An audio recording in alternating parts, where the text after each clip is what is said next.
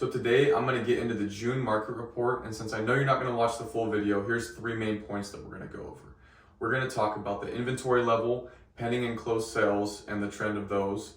We're going to talk about interest rates and inflation, and lastly, we're going to talk about getting creative with your home purchase. All right, first off, pending and closed sales are down once again. So they've been trending down consistently, and they still continue to go down. Inventory level is down year over year. So let's talk about that a little bit. There's a lot of factors that could be affecting this, but really right now what we're seeing is the new inventory hitting the market for the most part is just new construction.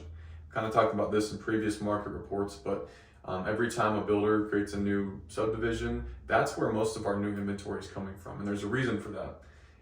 Most of the homes are not being resold because most likely in the 2020, 2021 market, people took advantage of those low interest rates at 2.5% or whatever they got in at, and they really like their rate, and their home payment is super cheap, and so they're kind of riding that out. I'm sure that wasn't the case for everybody, but in most cases, people don't want to trade a 2.5% rate for a 7% rate, and they don't want to sell that to get into something new.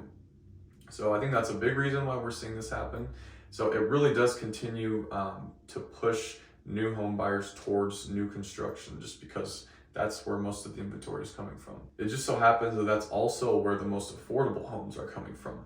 The thing that's scary about the inventory levels is it really is the main driver of price, right? It's basic supply and demand. So when we have homes that aren't hitting the market that usually do, not as many resale homes, we are going to expect to see those prices go up inevitably. So unless there's some sort of fix for this supply shortage, then that's most likely going to be the direction that we see home prices going.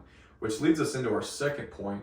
Inflation continues to trend downwards. The main metric that the Federal Reserve uses are personal consumption expenditures. They also, reference the CPI as well, which both of these have trended downwards. The PCE is now down to about 3.9%, and the CPI is down to 2.9%.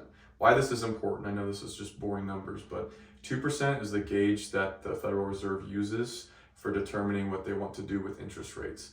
The good thing is that those metrics are coming down. They continue to get closer to that 2% range, which the Federal Reserve looks for signaling a balanced economy where they want to start dropping rates as well to reflect that.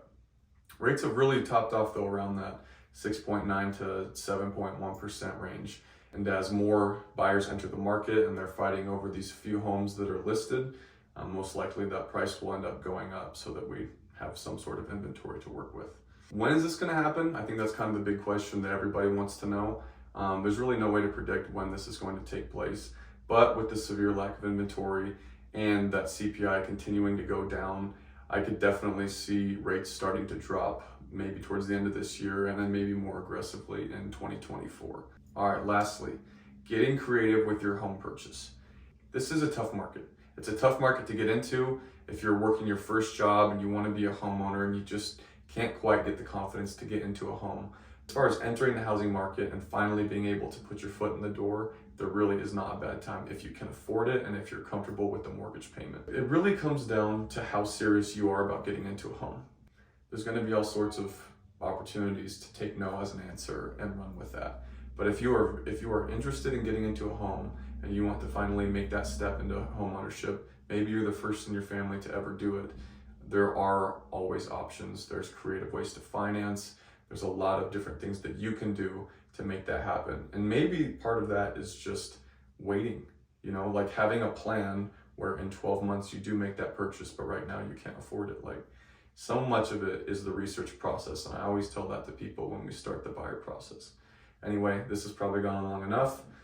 These are a few of my thoughts. Let me know what you think. I'd love to hear your thoughts in the comments. Send me a message.